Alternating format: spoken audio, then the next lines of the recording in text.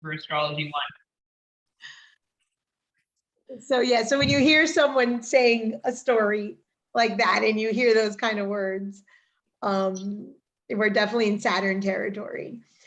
So Capricorn with double Capricorn, and I don't remember where yours is, Sharon. We'll look when we do the charts, but we're doing Saturn and Capricorn. Of every single thing in the chart, this is the hardest aspect, even more than Pluto, even more than Black Moon, because this is going to be your day in and day out Sisyphus. So Sisyphus in mythology had to roll the boulder up and it came coming down, and roll it up and coming down.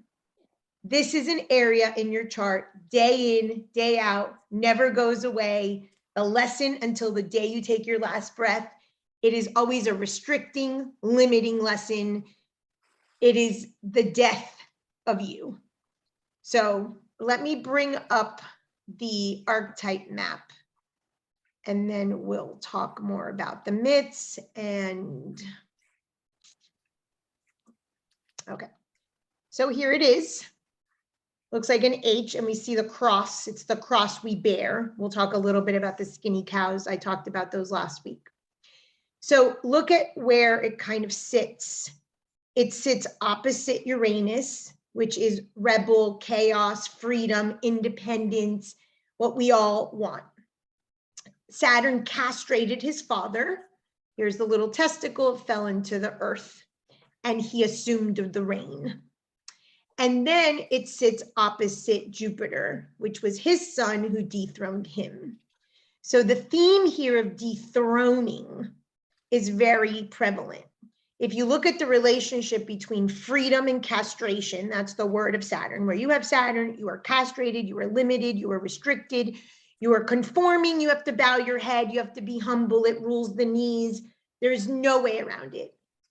In the Sermon on the Mount, Jesus talks about the narrow gate. This is your narrow gate. It restricts, it constricts, but if you keep going to that door and you keep walking through it, you turn into gold. It's the concept of alchemy. So in the metaphysical concept of alchemy, it's all about Saturn. It's the daily grind. It's the day in and day out. You can try to go around it. You can try to jump over it, but you can't. You got to go through. That's why the only way out is through. It's all about Saturn. So what Pluto will take from you, kill you, no ending, sever, end, it is a very impactful, your life, something dies. Saturn never goes away. There is no way that you are going to be able to jump over or around it. You've got to go through it. And it's that one thing in your life that's a thorn in your side, your responsibility, your limitation, your relationship, your money, wherever you have it, by house and by sign. You're never going to feel adequate in this placement where you have this. And the alchemy is that you start off as this block, this stone, this raw, nothing, just blob. And each time a Saturn cycle or a skinny cow comes, you fine tune and you alchemize and you alchemize. That's why it's called from lead to gold. The concept of alchemy, the way that it was hidden in the normal people, they would say, oh, it's a scientific process of turning lead into gold. It's about ourselves. We are the lead. We are the animal, the low consciousness block of rock, you know, just like, ugh. And with each Saturn cycle, we get more. If we do the work, you can only so long scoop it under the rug. Eventually it's going to blow up in your face, but you're forced to do some level of work when you have a Saturn cycle, specifically in the area that you have Saturn natally in your chart. It turns you into gold. And so the point of metaphysics, of spirituality, is all around this. So of all of the planets, this is the one that dictates all of it. Okay. So we see fights with expansion, and we feel constricted or limited. And we feel fights with independence and freedom, where we are afraid. That's one word for Saturn is fear. or we create what appears to be a safety net or safety pillar around our life, whether in our relationship, with our money, job security, because chaos is right around the corner. And what we're trying to do is prevent chaos, sort of get ahead of it. And so part of this idea of surrendering, the knees are ruled by Saturn. So any sort of knee issues, any sort of first chakra issues are all Saturn. Has to do with authority, tends to have to do with the father. Now that's changing with the family dynamics, but for the most part, has to do with the father, with authority, with grandfather. This is the thing to know in astrology. It's called the Grand Malefic, because people saw it as, oh, doom and gloom. There is an entire Saturn series in the additional bonus material. It's very much worth watching. When we get to level 4, when we do generational, you're going to look at Saturn, because it's going to tell you all the generational stuff that you're working through in that sign and in that house. But that lecture is a precursor to this, and it's gold. It's also on my YouTube channel. So you see it situated, expansion and independence. And what blocks you from expansion? Limitation, conformity, rules, authority, patriarchy, masculine. That was also part of that. And what happens with chaos or independence or freedom is that you have to conform. In a lot of modern spirituality, what people have to conform to is the body. Being human, being in the body, a limitation of the flesh. So we see this a lot. I had 3 clients this morning. They were all linked to this archetype, like not wanting to be in the body, the flesh. And Uranus, from a trauma perspective, rules the nervous system. So the nervous system trauma of being not embodied in the body is what you're trying to fight, is being in the body, roots, owning all of your shadow or your darkness. And so the nervous system is affected because the person doesn't really sit in the flesh into their form. And that creates chaos and nonsense in their life. So it expands out to everything. Of course, depending on the house and the sign is where you'll see the concept. So it's karma, the 2 spiritual laws we're working with. It's actually one, but you'll know it as karma. In Hermetic philosophy, it's known as the law of cause and effect. Every action has a reaction. You are not a victim. There is nothing that you are going through that you did not create yourself. So my teacher used to say, what you buy at Publix, our grocery store, right, in day is what you're eating for dinner. So if you buy chicken, you eat chicken. If you buy steak, you eat steak. What you're eating now in your karmic platter of life, you purchased back then. And it's karma. So this isn't karma's a bitch, oh, someone does something. No, this is about you to yourself. It's all cyclical to yourself. It also has to do with the law of rhythm, which is a seasonal metaphysical law, that every spring followed by summer, by fall, by winter. This is the winter. If you guys came to my winter lecture, it was all about this planet. A winter can never last forever. A winter must end, and it will be followed by a spring. You get to decide when that is. But every 7 years, you're going to have a winter show up. And it's to work on that alchemy of taking you as a led animal, low consciousness being and grow you into a higher vibration, into more of the ojas or the essence or the gold that you are in that particular place in your chart. Okay, nobody likes Saturn. So we're forced to fall into line here. And so that's where you're going to struggle. It is the cross we bear.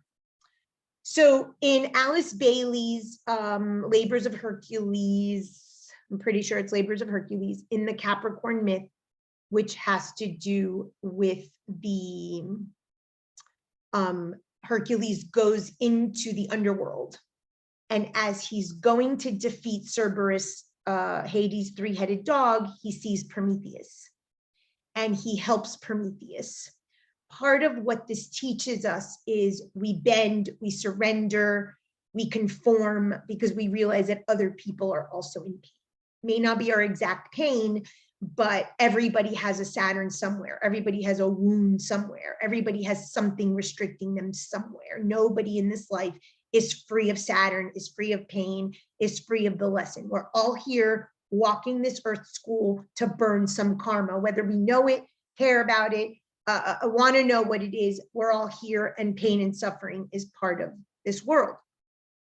So we're in the Labors of Hercules book, she talks about the like the spiritual teachers.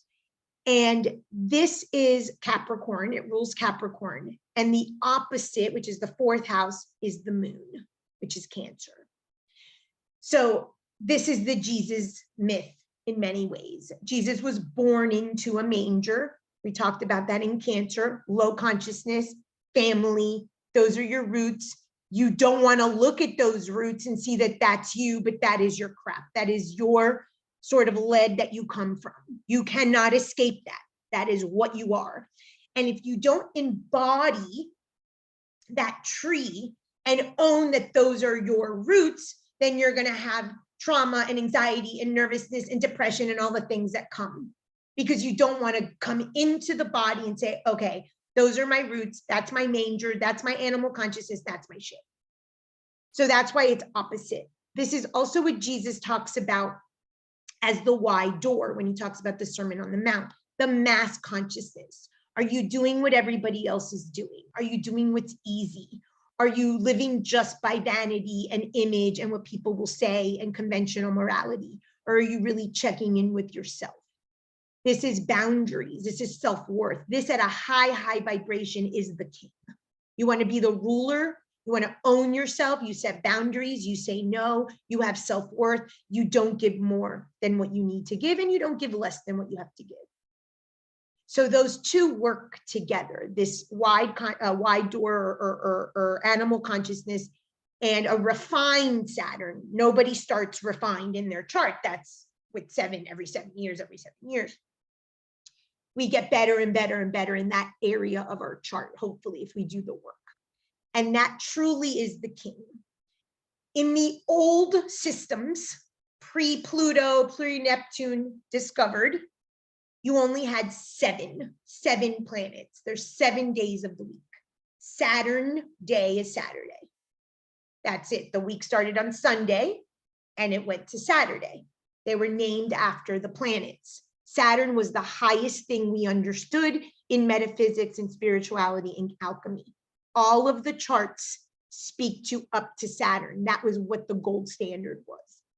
In the alchemical texts, in the pictures, you see these doorways, and the big doorway was the Saturn doorway. If you got through or to that doorway, then you were really in the alchemy. My first book, The 7 Gates. We've got to walk these gates over and over, these doors that open. Every 7 years, we're walking the same storyline. If we really understand our chart, we already know the thread and when it's coming and how it's coming. And it's not a shock up. Here it is again, because we could see it by sign and by house. In the transits in level 3, we'll talk about more of the years, but I'll give you some idea when we look at the charts in a bit. So this is the highest that we had in terms of our development. With Saturn, that's what people strive for. So going back to Jesus, Alice Bailey talks about how the Christ consciousness is born in Capricorn. And so Jesus, the man, was a Leo, but we celebrate Christ in Capricorn. The season of Capricorn, because it's winter, because it's hermetic, because it's internal, because it's cold, because it's boundaried, because it's inner warmth, not outer warmth, speaks to all of the process. That's why all the winters in your life are Saturn-based. That's why the hard times are Saturn-based. That's why the one thread that you come to work in, the one karma that you come to work in this lifetime, it's called Sanchita karma, is Saturn-based. It's always Saturn. So Pluto comes to blow it up when you haven't learned the lesson year after year after year. But Saturn is that consistent lesson that never goes away. It never goes away. And so the Christ consciousness of the individual is birthed through Saturn. That's really, really the lesson, the one thing, that one truth, that one P that you come to work on, that one thread of karma in this lifetime in that house and by sign. That's it. If nothing else, this is the most important thing in terms of spiritual development, is your Saturn. So in Alice Bailey's book, she talks about the Christ consciousness being birthed in Capricorn.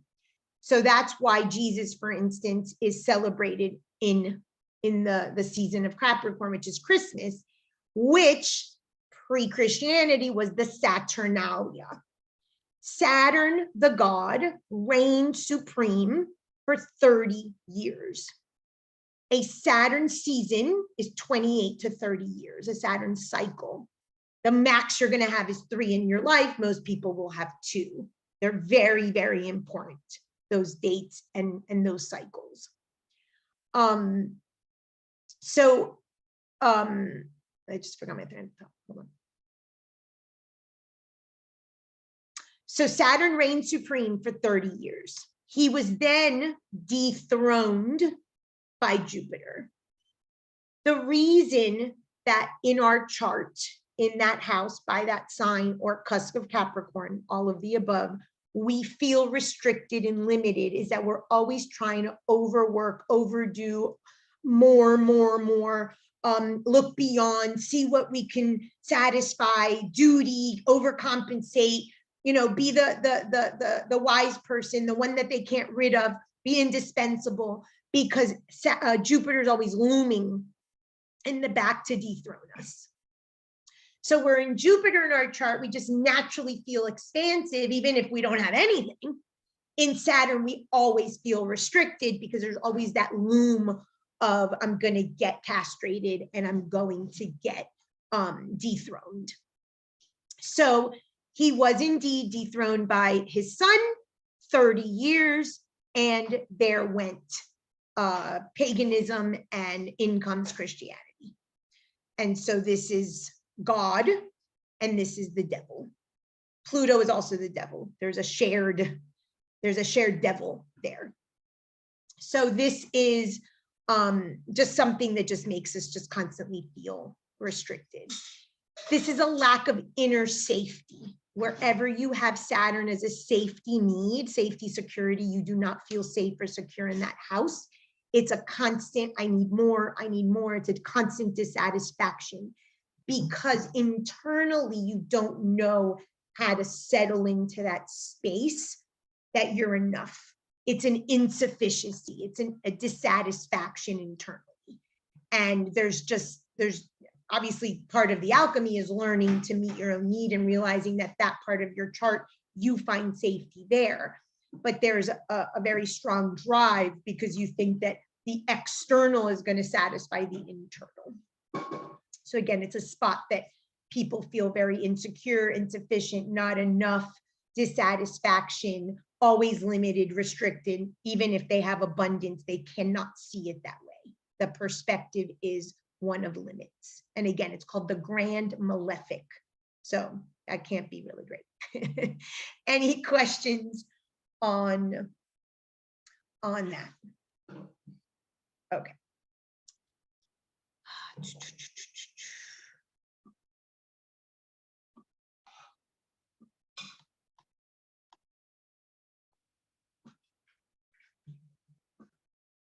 Okay, so let's talk a little bit about the houses and the signs. Let me bring up Jen.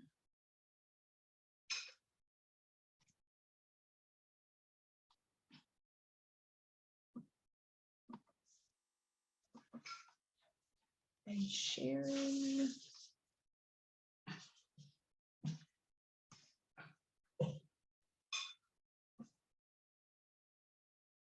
Oh, I meant to tell you about the cross that we bear. Okay, so here. So you see, it's the cross. So the story of Jesus, the cross that you die on, the cross that you bear, your Jesus story is your Saturn. That is your cross.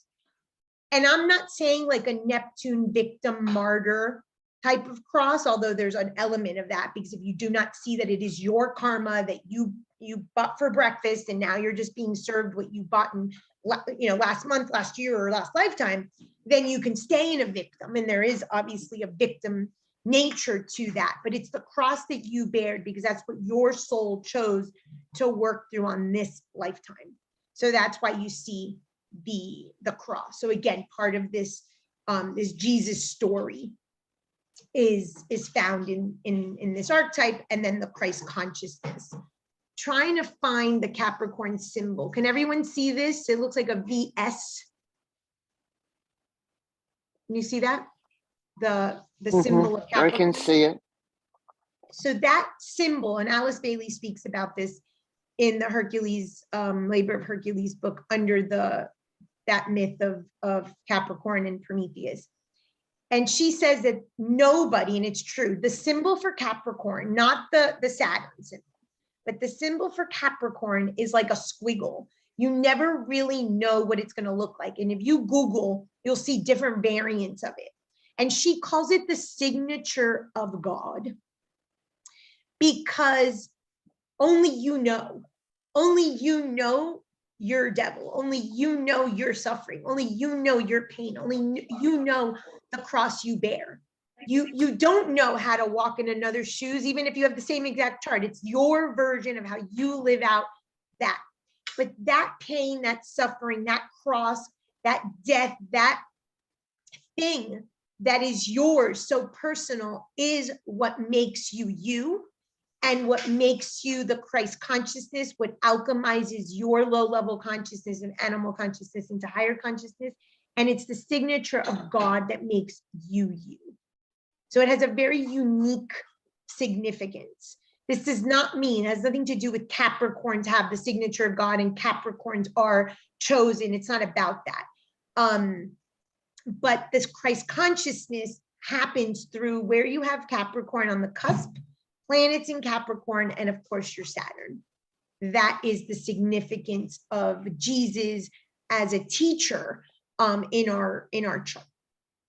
And so the hope is that we can surrender to this aspect of ourselves and recognize that this is what can teach us our evolution, so that then, like Jesus, what Jesus says when he dies, they forgive them, they know not what they do. And a big part of the teaching, and that's found more in the shaman program, but is this idea of, when I understand my suffering, when I understand my cross, when I understand my pain, then, as the myth of Hercules says, then you liberate someone else from their chains and their shackles. So you find compassion, you find forgiveness, you find tolerance, but it's very, very, very much more in your evolution. It's not right off the bat. Most people don't even get there, hence why Jesus says it's the narrow gate, and most people don't dare to walk through it.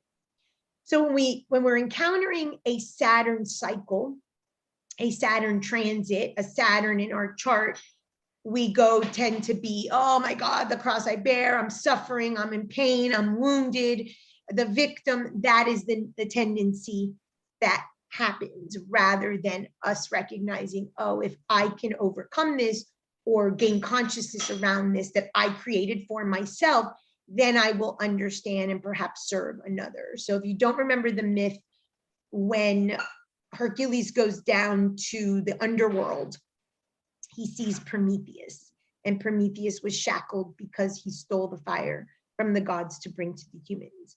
And instead of going to do his labor, which was to kill Cerberus, Hades' three-headed dog, he detoured and he unshackled Prometheus. So when you overcome or understand or alchemize your lead to gold, when you raise that consciousness and take personal responsibility about this aspect of your chart, then you all of a sudden create a way, a road for others to do the same, not only in a mirroring, but a higher vibration, but you actually go to serve the other before you even service yourself, because you realize that service to the other is service to the self. So that's the significance of that myth. Any questions? Where the person has Saturn in the chart by house and by sign, they are going to feel restricted. They are not going to feel enough, not enough intellect in the air signs or relationships, not enough money or wealth in the earth elements, not enough emotion. They might be overly emotive, but maybe there's not enough in reciprocation, with their emotional nature in the water, and not enough originality, or it could be fun, it could be expansion in the fire signs. So that's sort of just elementally. And then, of course, the meaning of the house and the meaning of the sign. I'm going to go through each of the houses and tell you like a little nugget that happens in each of the houses for people where they have it. Saturn in the first. Most people, I have met some obese people with Saturn in the first. It's not that it's impossible, but it's rare. Usually because it's the physical body, the person's physique tends to be very long and thin, okay? The person grew up quickly. They had to assume an authority figure in the home, oftentimes to the parents. It could have been, I had to act as the husband, or I became the man of the house very young. But there is this responsibility, an adulting. One of the words for Saturn is adulting. And I wasn't allowed to be a kid. I had to grow up really quickly. You can imagine if it's the ruler of the chart right off of the ascendant, that's how they view everything. A chore, a duty, a limit, a restriction. I have to put out everything in place to make sure everything's settled before I can rest in ease. So obviously the physical body with the Saturn in the first is going to be a target of self-flagellation, self-hatred. It's the body is restricted. Because remember, we're in between Uranus, freedom, the sky god, independence, the body gets in the way, the time gets in the way, the health gets in the way, all of this earthly stuff gets in the way because Saturn rules the 5 currencies that I mentioned: food, time, money, sex, and health and illness. So there's going to be a currency here that the person has to pay up. Obviously, in the first, it's going to be mainly health. And they view that as the body's an obstruction, the body's a limitation. Okay. In the second, obviously, it's going to be more financial, even if it's not in an earth sign, but their resources aren't enough. Their money's not enough. There's not enough. It's always a deficiency. What they're really talking about is a self-worth. The 5 currencies of the earthly world that I just mentioned that are ruled by Saturn are the things that all of us are restricted.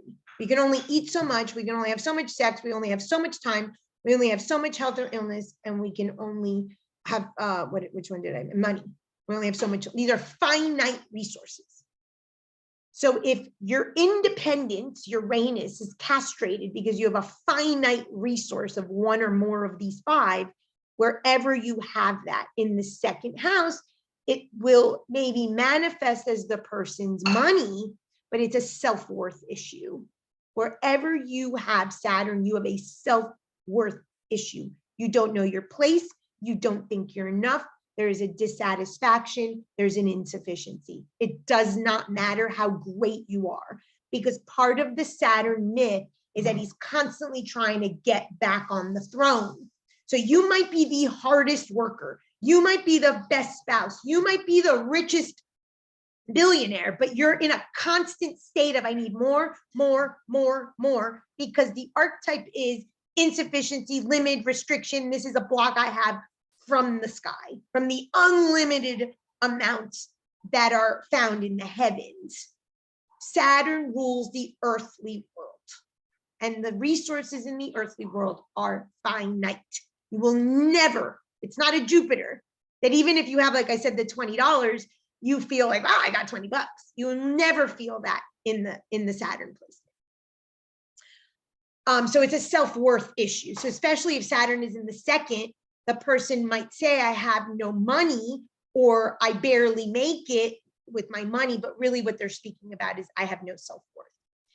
Saturn in the second is a person who will complain that they don't have money, but they will always make ends meet. They won't be on the street, not under a bridge. So it's a feeling and an archetype of insufficiency, but they overwork in that area and overcompensate that they can't possibly have a lack. It's a perception of lack. Where Jupiter, they don't do shit and they feel great, and everybody else is like, you're a loser there, but they feel great. So it's very perceptive, these the Jupiter Saturn relationship, just like the Saturn Uranus relationship. Saturn in the third, it's a person who has very limited thinking.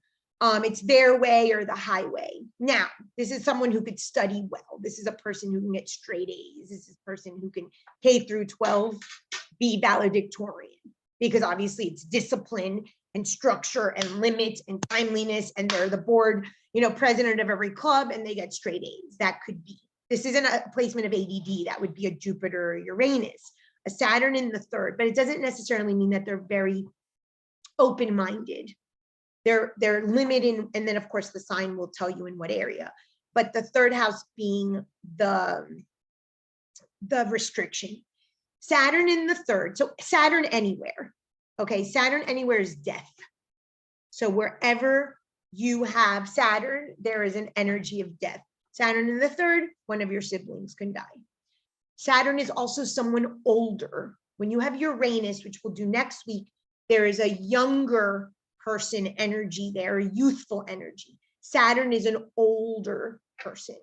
So they tend to be either old age or, and I'll tell you when we get to my chart, I have it in the 7th. So there's an age factor, because this is the archetype of the sage in a high vibration, high consciousness. So age oftentimes is what we're seeing there. And then of course with that death, so it could be Saturn in the third day, you have a very much older brother or sister. And of course, well, if they're just natural laws, they died first. Okay. But there is Saturn in any of the houses death. So when I first started astrology, first day of class, I sit next to this lady. She's got Saturn in the 5th. And Jen, this does not mean that one of your kids is going to die. Please do not. And that's my biggest fear, is that my kid's going to die. Like, that is the thing that will take me to the edge. I sit next to this lady and he's tweaking the time, and he's like, tell me the biggest thing in your life. And she was a much older woman. She's like, one of my kids died. So he put Saturn in the 5th, and then he tweaked the time from there. And there's an energy of death. So when you start listening to someone, if you don't have their exact time, where they feel most restricted, where they've had a death, where maybe someone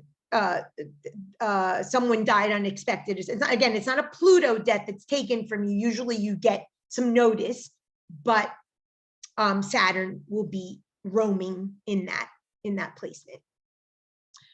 Saturn in the 4th. Saturn in the 4th is not a happy childhood. And people will tell you I've had a happy childhood, and it's not true. So no happy childhood. There was probably a grandparent or an older parent or an authority figure, maybe a stepfather came in and was a military man, for instance, and laid down the law. And then this laid back environment became very rigid, restricted, limited. But the childhood is not happy. What happens internally, because the 4th house is our inner space, similar to the 2nd house being our self-worth, is that there's a constant dissatisfaction, constant criticism, constant judgment, a constant self-hatred.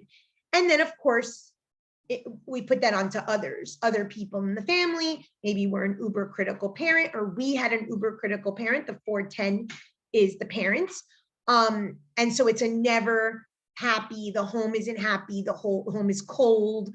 Now, it could be a lot of wealth because Saturn is wealth. Saturn is one of the planets like Pluto, funny enough, death and wealth. Elite, one of the words is the elitism. So maybe you have this beautiful home, but it's cold, there's no warmth.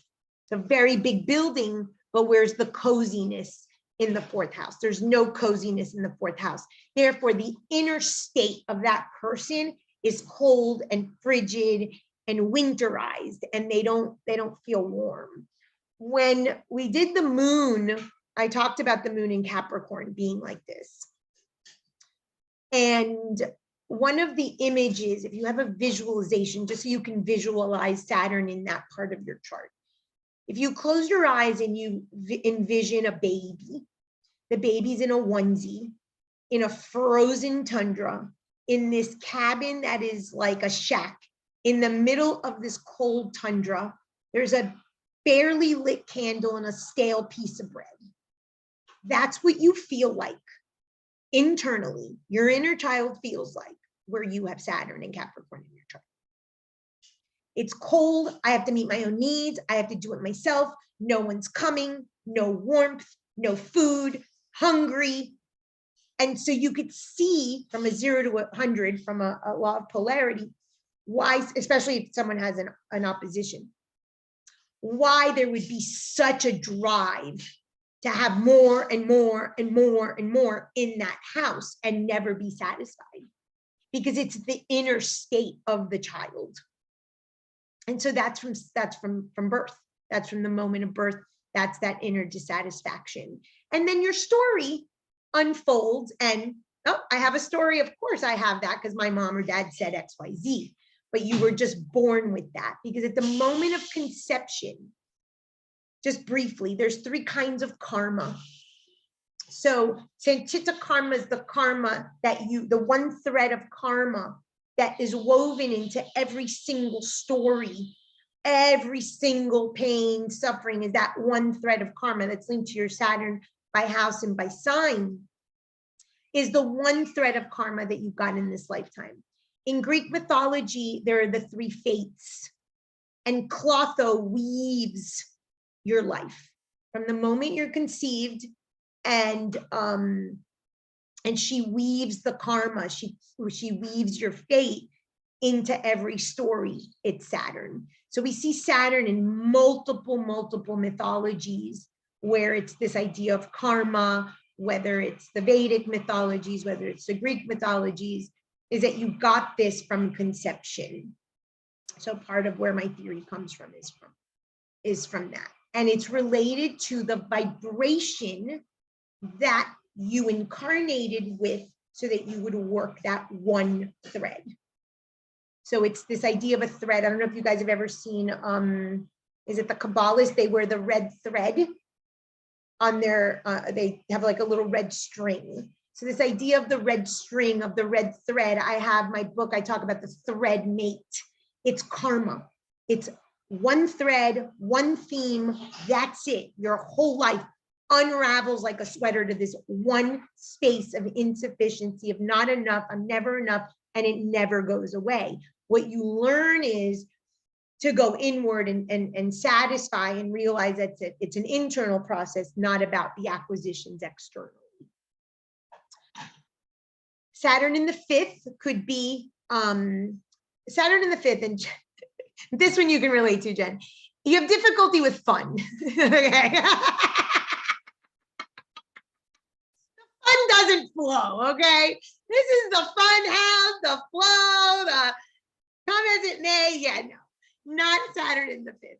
So there's a difficulty with organized fun or structured fun, you know, because Saturn constricts and restricts the flow. And the 5th is a fun house, the gambling house, the real estate. Look, you have made wealth with the real estate. That's a high consciousness version of living that way.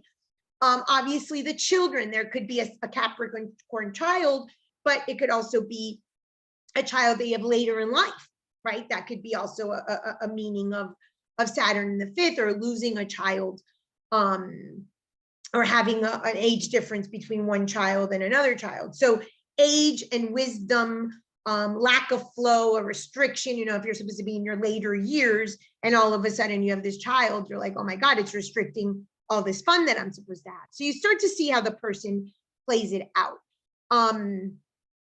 So this is a house where the person will be an entrepreneur, because Saturn is the king, is the boss, and he doesn't want to be dethroned. So he or she is their own boss. It's not like a Uranus in the 6th or the 10th where you can't have a boss. It's that here you are the boss. You are the king in one version of the story. And it happens to be in the 5th that that's a positive placement for that particular storyline. Saturn in the 6th. Saturn in the 6th, 99.99999% of the time, people are going to have physical issues as a result of learning the lesson. Guaranteed. Knee problems, structural problems, osteoporosis, anything to do with the structure. So Saturn in our psyche, and again, as family dynamics change and later generations, it's going to be a little different. But if somebody has tendons, knee problems, structural problems, vertebrae problems, anything to do with the structure, it is a Saturn issue. And so again, two types of illnesses. You've got illnesses of like a more Jupiter that are more scarcity, abundant. And then you've got Saturn issues, which are scarcity. When someone has a problem with vertebrae, tendons, knees, they want to break down the structure of that. Or there is a breakdown of a structure that they wanted. But there is a breakdown of a structure. Something is structurally not okay. They no longer are on solid footing, either because they don't want to be and they want to break down the family structure, let's say, or because something was taken from them and the structure that kept them together, aka authority, father, etc., collapsed. And the body will mirror that most of the time. That can also happen in the 1st as well, because obviously the 1st is the body, but mainly in the 6th. It's very common that people with Saturn in the 6th as children were hospitalized or in the hospital. It could be that Saturn in the 4th, especially close to the cusp, you have a parent, a grandparent, someone older hospitalized as well. Okay. Anywhere you have Saturn, there's going to be depression, there's going to be melancholy, there's going to be a discontentment, and it rules depression. Saturn rules depression, like Capricorn. So again, it's that idea of winter. No one's coming. There's no salve. There's no respite here. It's just cold and lonely. And what do I do with this feeling? So the 6th, a hospital. Imagine a cold hospital room. So that's not uncommon. Saturn in the 7th, 99.99999%, you'll be divorced, and if not, you'll be widowed. Now, of course, you could be widowed later in life, but it's a massive space for being divorced. The thing is that Libra is a sign of marriage, and the 7th house is marriage. So if you have, there's only one Libra that I know who lived and wasn't widowed and wasn't divorced, and seemingly had a happy marriage. Famous Celia Cruz, famous Cuban singer. Saturn, because wherever Saturn is, there's a death. It's an ending, but it's not an ending like Pluto. It's not something taken from you. It's an authority problem. It's a self-worth issue. So you can work with people so that they don't get divorced with a Saturn in the 7th, but there's already a weak spot. This is what we would call in Ayurveda the Kavaigunya. Your weak spot of your psyche is where you have Saturn. You already have a weak spot. It's like not having a strong immune system in that.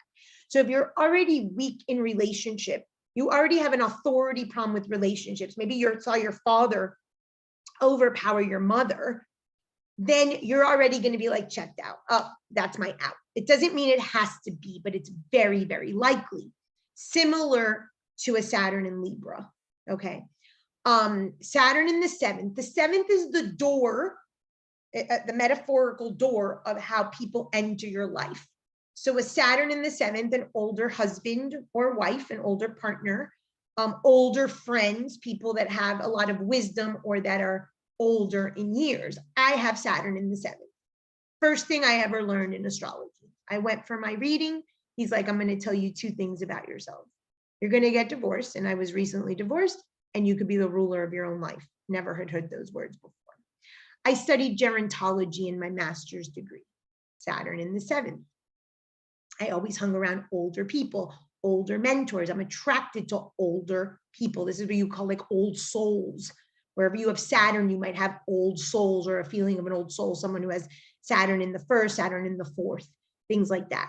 The 7th and the 11th, maybe you're attracted to people that are not only wise, they might be very elite, they might be very specialized in their field, but it's like a mentoring or a sage sort of energy that enters through that space. And because 7th is close friends, that tends to be. I also have a best friend who's a Capricorn. So I played that out in many different ways.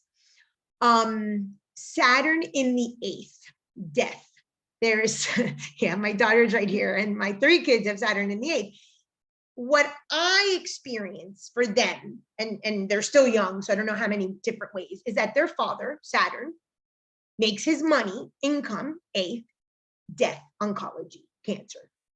So you see that there's many layers to why someone has a placement in their chart. Saturn in the 8th is also an inheritance house.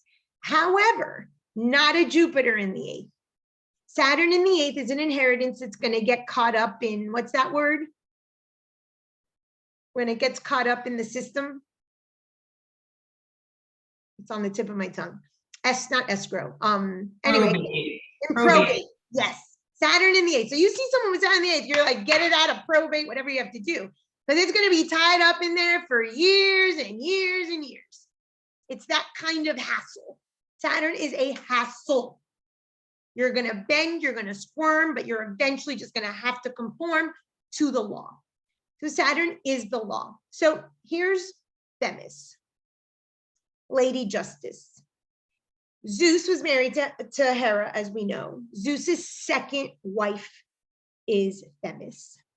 Saturn cycles are 28 to 30 years. He reigned supreme for 30 years. In the transits, in level 3, when we start looking at transits, you're going to see, and I'll speak to a little bit about the skinny cows in a minute with the 7 years in a second, just to give you like a preview. But as you go 7 years, 14 years, 21 years, 28 years, you're closing a Saturn cycle. The first cycle, 28 to 30 years old, wherever you have it in your chart, that is going to be something that happens in that part of your chart where the law comes in. You're given a mortgage, you're given a marriage, you're given a kid, you're given a responsibility. You own a business, something. There's some legal issue, legal paperwork, legal, even if it's a spiritual marriage, there's something that legally binds you to your body, to this earthly world, to a paycheck, to something. So that's right off the bat. At 60, 58 to 60, your second round, you also have it, but now you're starting to undo it. So oftentimes people are retiring, they have a grandchild. There's a version of a mystical marriage of between 58 and 60.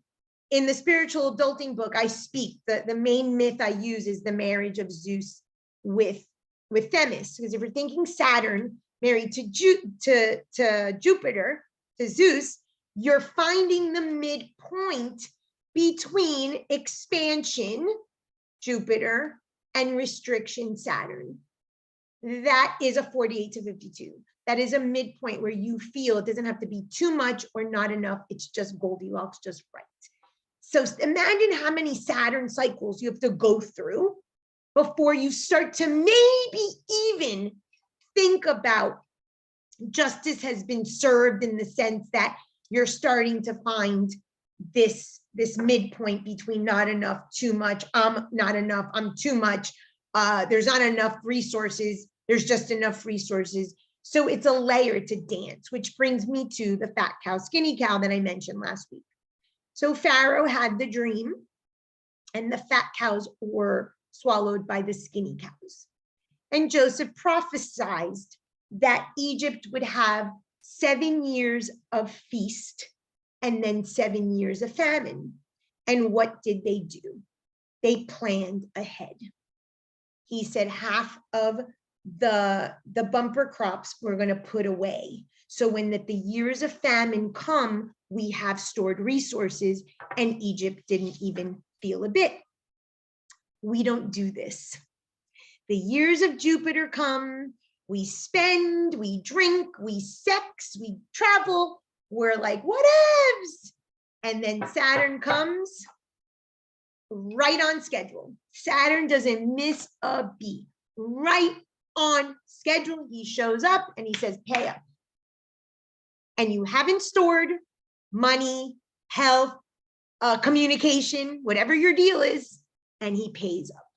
He doesn't pay up the way Pluto does, where he just rips it and rapes you, and you're like, no. You feel it. You feel all of it. You're like, oh, day in and day out. It's that boulder of I forgot his name. The guy who carries the boulder, Sisyphus. It's the Sisyphus. And every day, a Saturn cycle lasts about 2 years. So when it's in your sign, so Sharon, get ready, because at the end of the year, we get it. Pisces gets it for 2 years. Yay, us. When it's in your sign, it's I can't wait. I know, right? So when it's in your sign, it's obviously going to be worse. But I'll talk a few things in a minute about just cycles, just so you have a sort of heads up. In your first class, in your videos, when we started these live calls, the one thing I said, and I said it in the video, if there's going to be one thing you learn, I said to you to learn the crosses, the mutable, the cardinal, and the fixed. This is why. If you know nothing else about astrology, you should always know where Saturn is. And if you don't know where Saturn is, you don't know if you're in a skinny cow. So if nothing else, you should know where Saturn is transiting. Saturn is right now in Aquarius. So any of the signs on the fixed cross, Scorpio, Taurus, Leo, Aquarius, have a Saturn, they're in a skinny cow. Now, you might, if it's in your sign, like right now, Aquarius is going to have it hit the worst because it's in their sign. But opposite is going to be pretty bad. And then the other two are what are called squared. They're not going to be terrible, but it's going to be a skinny cow. So if you know nothing about anything, you should know where Saturn is. Saturn in December goes into Pisces. So all of us on the mutable cross. And so Jennifer, for instance, is not on the mutable cross. She's on the cardinal cross, but her Saturn's on the mutable cross. So Saturn in Gemini is going to be affected by Saturn in Pisces. So if you know very little about your chart, but you know what planets you have, the minute you know Saturn is leaving the fixed cross to go to the mutable cross, anything that's on the mutable cross come December for 2 years is going to be activated. It's going to be a pain in the ass. It's going to be a struggle. It's going to be restricted. It's going to be limiting, so you can prep for your skinny cows. The ideal is when you have Jupiter to prep so that when the skinny cow comes, you're ahead of the game, but nobody does that. The good years are the good years, and then the lean years are the lean years, and then we bitch and we scream and we moan. But if we follow the story of Joseph, where the fat cows were swallowed by the skinny cows, and we save half, and we put half, meaning we have better communication, we save our money, we take care of our health, we do the things we put in place. Remember, it's the earthly resources, those 5 areas, then we can prep or be more prepared for the skinny cows that come, those lean years. A Saturn cycle lasts about 2 years. So it's always when the person is not okay and miserable and sad and depressed, that part of in their chart. Saturn in the 9th, the person's going to have a problem with religion, with philosophy, with restrictions around faith, to be a person who's going to have an existential crisis of faith. Now, remember, these archetypes go 0 to 100, same coin, different sides. So this could be a person who's a pastor, but they really at the root don't have a clue what they believe. It was imposed on them. This is the family business. You have to be a pastor. This is what you do. But really, there's that God, for instance, isn't really filling them. They have a void in that space. Saturn in the 10th is going to be mother and professional. Professional, this is the interesting thing about Saturn. And I know that Cam has this, and Sharon, you have this. These are people that will never feel sufficiently content at work because they always think they have to do more and more. Now, Cam has it in Aries. So it's going to be an ambition, an independence thing. How are you independent with Saturn in the 10th when you have to be a worker, so to speak, right? These people thrive independent businesses, but it's always a dissatisfaction. I'm not enough. I'm not enough. I'm not enough. So it's the hardest worker. I'm sure, Sharon, you were the hardest worker, but never sufficient, never enough accolades, never good enough. And plus it's in Virgo, which is obviously the criticism, the perfection, the OCD, the meticulousness. And it was just never applauded enough. And an uber critical mother and a very structured, and your mom, I think, was Capricorn. So a very Capricornian mother by sign or just by characteristic. Saturn in the 11th is going to be a very difficult person with groups. The 11th house ruled by Uranus, freedom, isms, and they have a Saturn in there. They're either going to want to put a lot of rigidity in groups that don't want rigidity, or they're going to bring this authority or lay down the hammer when, the house is more about service and justice and isms and groups. They're going to want to be a leader on authority. We have to follow the rules. So it's a difficult placement because obviously Saturn castrated Uranus. So that person is going to feel the people in that group or groups don't welcome them. Remember, it's a feeling of being cold. It's a feeling of not getting your needs met. It's a feeling of no safety or security in that space in your psyche. So if Saturn castrated the house ruled by Uranus, the group isn't going to invite you and be warm and fuzzy. They're going to see you as the taskmaster, or the rule or the karma that comes to blow up the party. And there's no fun in the person who blows up the party. Saturn in the 12th is the hardest placement. Depression, melancholy, mental health, absolutely. There could be bankruptcy. There could be mental illness in terms of being hospitalized in a mental institution. But by default, it is somebody that just has mental health problems, depression and melancholy mainly. They might have very dark dreams and not really know what to do with the information. So their karma, so to speak, is lived out in their dream state, or they might have these prophetic dreams, but they don't understand. It's such a deep subconscious melancholy and misery. And if it's in Pisces, forget it. That person is a victim. And I've yet to see anyone with a Pisces Saturn in the 12th get over victim. They're just natural victims.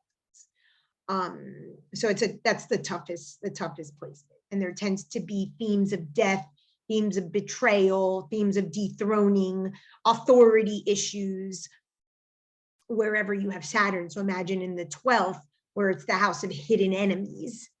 So an authority figure, a father figure, or a person that's a sage turns out to betray you. That's a difficult placement. Any questions on Saturn? So remember, Saturn and Capricorn cusp also has a flavor of this. Yes. So obviously Saturn is right, and I along with like other charts I've seen have Saturn either conjunct Jupiter or Saturn like pretty much in the same placement, house and sign. Great question. So I, for example, have Saturn and Jupiter very, very close together in Gemini in the 8th. I'm going to show her chart. This is a generational thing. Hers is not conjunct because it's 11 degrees. A conjunct is only 5 degrees when it's of Saturn or Jupiter. So, but and Abby will have this too. It's already starting to separate. But this generation had Saturn, Jupiter in the same house, probably, same sign. So the question is, how do you have this expansion and restriction, expansion and restriction? That's how they live it out, an expansion or restriction.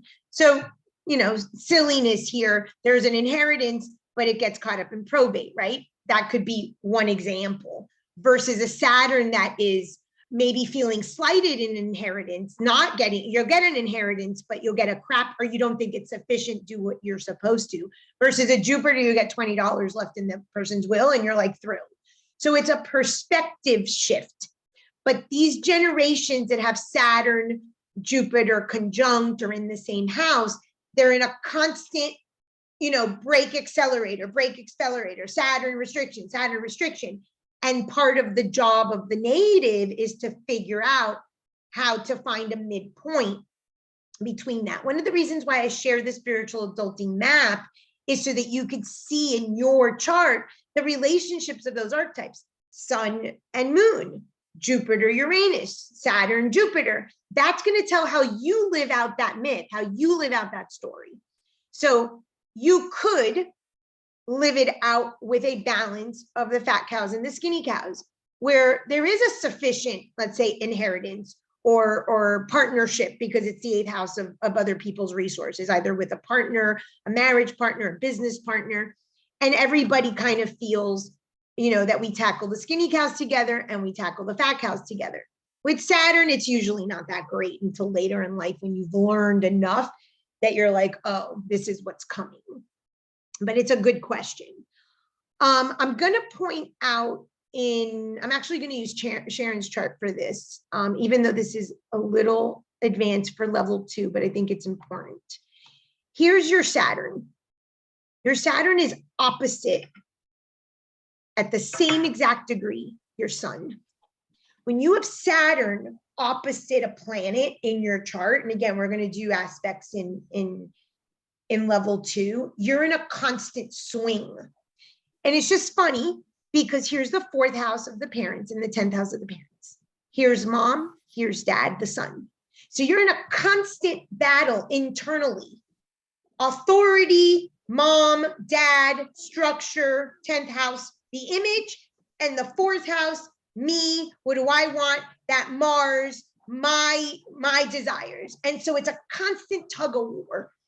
Anything that's an aspect on that cross. So this just happens to be Pisces. She also has Sagittarius. So there's of the cross that's mutable, Virgo, Pisces, and Sag are all afflicted. That's called afflicted. They're tied up. When you have a Saturn in your chart that's afflicting all these planets, you can't get out of your own way. But there's a reprieve. Here's Gemini. Oh, she even has Uranus in Gemini. Your whole mutable cross is tied up with Saturn. So you want to see where you have Saturn. You want to look at your entire chart and see what planets are all talking to Saturn. And those are aspects. It's not going to just be the house and the sign, the 10th. It's going to be your 1st, it's going to be your 4th, and in this case, it's going to be your 8th. So all of those areas have something to do with the skinny cow. So anytime there's a planet that's affecting one of the mutable signs, you're going to get an activation. It's tough. It's a tough transit. It's a tough chart when you look at Saturn as the anchor. So the Saturn is the anchor of the chart. I have similar. I have stuff in Sag, I have stuff in Virgo, I have stuff in Gemini, and I have stuff in Pisces. Same thing, my Gemini Saturn. So when my Saturn gets activated, all this stuff gets activated. So those are charts that are called heavily afflicted charts. They're hard charts. Those Saturn transits are going to be hard. There's no way about it because everything is getting activated. Imagine that your shoulders, your eyes, your knees, your toes, everything is activated and you're like, oh my God, I can't move without being in pain. Psychologically, that's what we feel when Saturn activates all of it. So it's not just the Saturn house. That's why I said, learn the crosses, learn the crosses. That's the one thing you want to know is where Saturn is, because it's going to tell you why all the shit's happening. It's very different than a Pluto that's just a killer. This is a constant, like, oh my God, a Sisyphus. I can't get out of my own way. Yes. What's the biggest lesson for our people out here who have Saturn in the 12th? Saturn in the 12th, you're not a victim. You are not a victim. You are not a victim. You are not a victim. And that's for any place, but it's because it's the house of the victim. Having Saturn in the 12th, of course, you're going to assume you're the victim. And in the storyline, you sound like the victim, right? Things are being done to you. It's the house of secret enemies. So if you have these enemies and people are doing things to you, but the lesson of Saturn, wherever you have it, is that you're not the victim, that you're actually the victor. You are, by alchemizing this part of your chart, by fine tuning and finding the essence and the gold, and taking the responsibility that you were given this cross to bear because of a past life. That's what you bought for breakfast. And this lifetime is just what you're eating for dinner through that. And of course, every cycle. It's not easy. It is not easy. The Saturn house is just not easy by sign or by placement. And then if you have aspects, you could see why people's lives sometimes are just so entangled with shit. And you're like, my God, what does this person have? And it's Saturn. So let's look at Jen. So Jen has it in the 5th.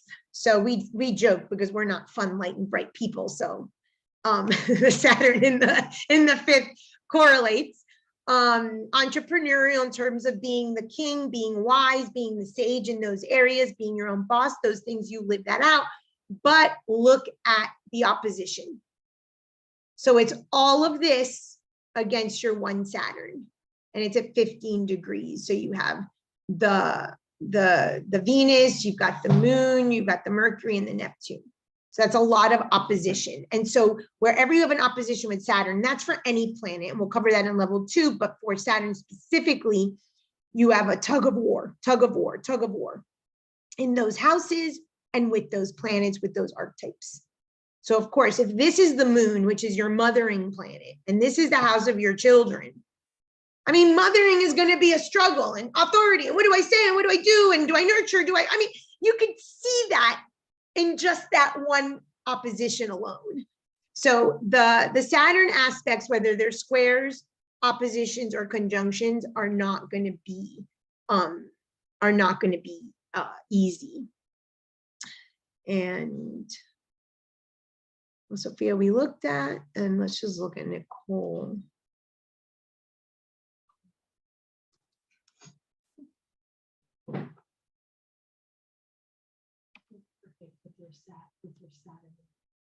So Nicole's in the 11th, and she has talked about that, being kind of the outcast of a group, or bringing some different perspective to a group, or not maybe jiving with the group. She's spoken openly about that. And then it's in Leo, and we'll go through the signs now. And then mine is in Gemini in the 7th.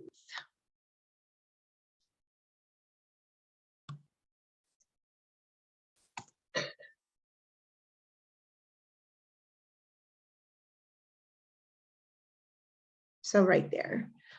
When I got married and when I got divorced, Saturn was in the 7th. So you'll see when someone asks you, when is a good time to get married? Just because Saturn's transiting the 7th doesn't mean it's not a good time. By karma, this is a karmic sign. The sign of your Saturn is a karmic sign. It might be the sign of a child. It might be the sign of a spouse or a best friend, depending on the house that you have it. Like Sharon having it in the 10th, her mother's Capricorn, but it's a karmic sign. In your case, it was Virgo. So Virgo will be a karmic sign.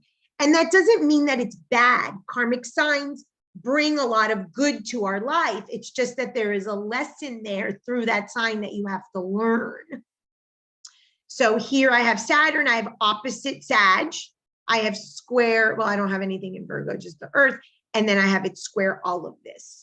So when Saturn activates over here, it activates the whole chart. And then you start to see that various sectors in the person's life is afflicted because Saturn's there, skinny cow, skinny cow, skinny cow. So some people more than others have a skinny cow time, and it affects several areas of their life, not just one. Any questions? Okay.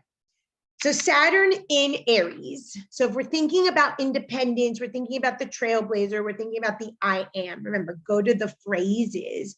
This is somebody who wants to be a leader. This is someone who wants to be independent. This is the person that wants to lead the way. And then you've got Saturn restricting that. So they're going to feel restricted maybe in terms of their ambition, their leadership, very competitive, but they're never enough. They want the highest, highest, highest thing, but they can't ever achieve it because they always feel inadequate and they're impatient, right? Saturn is the god Chronos. Chronos is time. You are restricted here, wherever it is, by house and by sign. You are stuck to the clock. You are restricted to the clock. The clock, you hate the clock. You've got to punch the clock at work if it's in the 6th house. You have to go the day in and day out against Sisyphus of the marriage, of the kids, of the cleaning, of the house, of the body, that kind of thing. You have to pay your dues. It's a planet of paying your dues. And so it's the planet, and going back to the god Themis, Themis is the god of moral order, of law and order, of good counsel, of wisdom. This is going to be the planet that keeps you on the straight and narrow.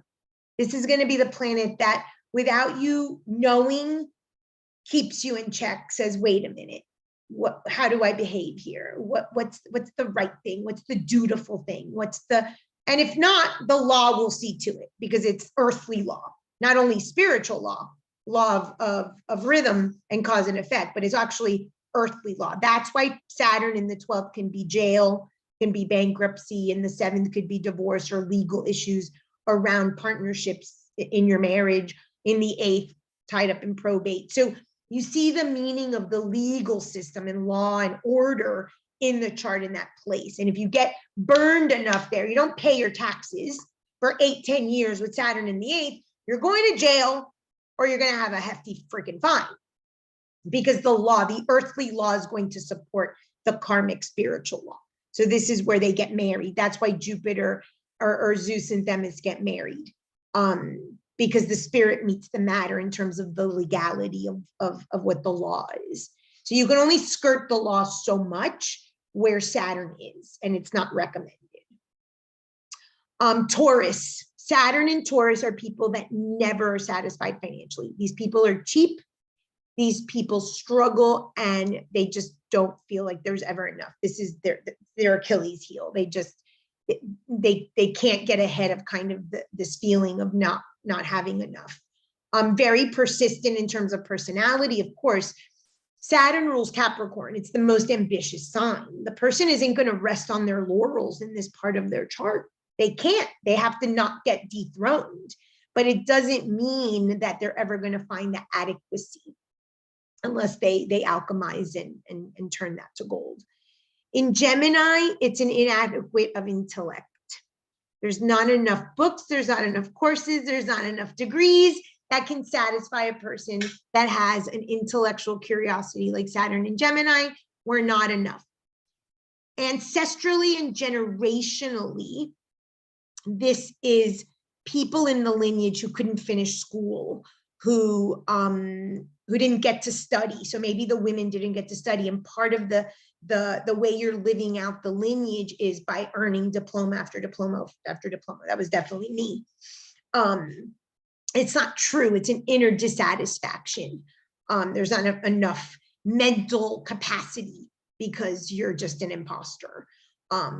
It also does ADD, anxiety, issues with validation. Gemini is a validation sign. Problems with the hands. If you're not a merchant, you say can't sell enough, you can't do enough with your hands. So Saturn in Gemini, especially in a health house, can be someone who has a lack of mobility with hands or fine motor skills, for instance. Saturn in Cancer, not enough feeling, but they're moody, they're depressed, they're emotional, They're just not satisfied. The family's never enough.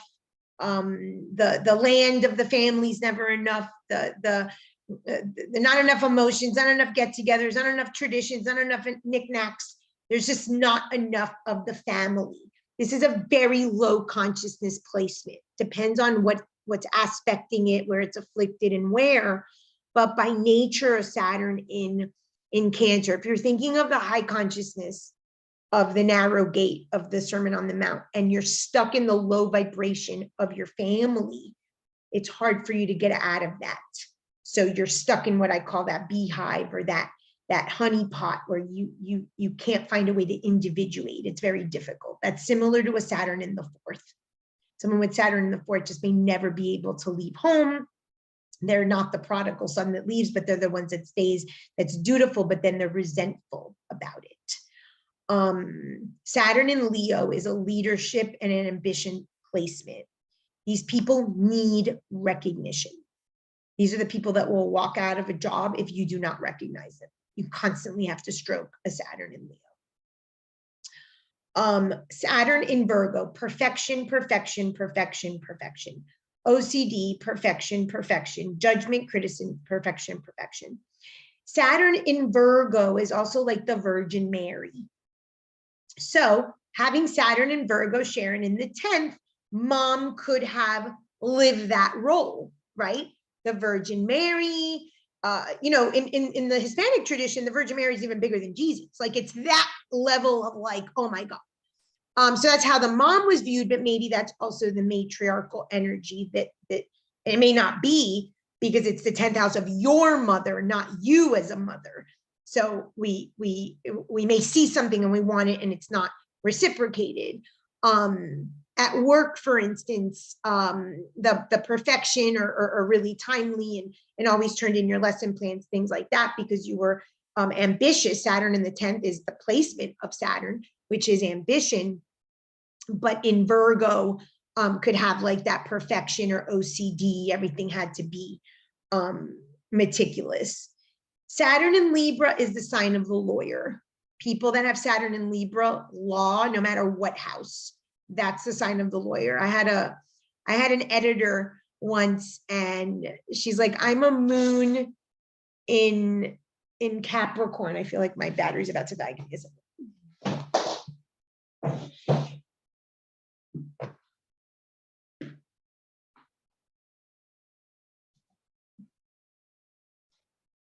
And she's like, I have a moon in Capricorn. I knew that she was a Libra. I said, oh, you should be a lawyer. She goes, I am a lawyer. So she had studied law because that combination. So again, Saturn in the 7th, Saturn in the Libra, you see lawyers, you see marital issues or documents. It doesn't have to be that it's divorce. Maybe it's someone with a prenup. Maybe it's someone marries someone older, wiser, and they need a prenup. So there's a legal issue around it. It doesn't always have to be divorce. The thing is that Libra, since it rules marriage, and Libras tend to hop partner to partner to partner, that's why there's an energy of divorce. It's not because of Saturn. Saturn is loyal to the partner, whereas it's Libra that's the more of the problematic in terms of loyalty. So that's why there's that energy there. Saturn in Libra, other thing I want to mention, whatever sign you have Saturn, you're going to struggle with physical things in that part of your body. So like a Saturn in Pisces, your feet, Saturn in Aquarius, your nervous system, Saturn in Capricorn, your structure, Saturn in Libra, your kidneys. So you're going to see, especially if it's a 1st house or the 6th house of health, of course, those people are going to, Saturn in Scorpio, absolutely, you need to send that person to the OBGYN. Like, matter of fact, they need to make sure that their reproductive organs are fine. Remember, it's a karmic sign. And so if the structure is Capricorn and the organ is the sign, then if there's a Saturn transit, if something is activated or afflicted, you send the person to the doctor for that organ, matter of fact, no questions asked. Scorpio, Saturn in Scorpio, the most secretive placement in the entire zodiac. You will not get a word out of someone who has Saturn in Scorpio. I've had 2 Saturns and Scorpios, didn't know what they were plotting, never knew what they were plotting. They are silent. It's like a secret weapon or a spy type of, and if it's in the 12th, even less. The most secretive signs in the entire zodiac are Saturn or Capricorn and Pluto Scorpio. So when they get together, it's all secretive. Revenge, resentment with Saturn. Ambitious too, and very determined and have the capacity to transform, and from the ashes we will rise and all that nonsense. But from a low vibration, it's a lot of revenge and resentment. Sagittarius, very philosophical, justice. These people want to live abroad, expand their horizons. They probably marry someone, especially if it's in the 9th or the 11th, someone, if it's in Sag, from another country or someone from abroad. Saturn in Capricorn is the most ambitious, dissatisfied placement that there is. A lot of discipline, a lot of prestige. Everything is about elite. They have to have the best of the best of the best, but a very big dissatisfaction. Saturn in Aquarius is a lack of tolerance for difference. So they may not like difference. They may feel very detached and cold. Uranus, which is Aquarius, and Saturn, remember, there was a dethroning, there's a detachment, there's a coldness. This is not a warm, fuzzy sign. So for instance, Saturn in Cancer, you want more emotion, you want more family, you want more tradition, you don't get it. And Saturn in Pisces, victim, moody, depression. They could be spiritual, but they probably doubt everything that they get in terms of their intuition. They're just moody and depressed, and victim is the word. See if I missed it.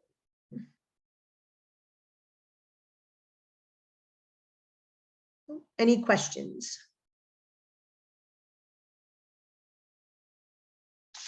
Okay. The good news about Saturn is that wherever you have Saturn, that karmic baggage dies when you disincarnate. So a lot of times what people experience with trauma, with failure to embody, what they're trying to do is they're trying to create chaos in their life because they don't want to be embodied in the body because it hurts, right? Because it's karma and it's pain and it's suffering and all the things of Saturn. But when you actually truly embody and you're really in your being and your roots and you're carrying that cross and you recognize your responsibility of that, that is what gives you the gold. That is where that cave you fear to enter holds your gold. That's what Campbell or Jung was talking about with that quote. The thing is, that's only a karma for this lifetime. Once you die, once your body dies, because Saturn is death, that karma's done. Now, your next incarnation, your next Saturn, your next house and sign, but it's for the lifetime and it doesn't go away, but it will go away once you disincarnate. But people that try to be dissociated or are dissociated because of trauma, what they're trying to do is avoid the karma. They're trying to avoid responsibility. They're trying to avoid the pain and suffering of the body and everything that their Saturn brings. That's why there's so much disembodiment with trauma, is because that is what they're trying to avoid. Any questions? Okay. Next week we'll do Uranus.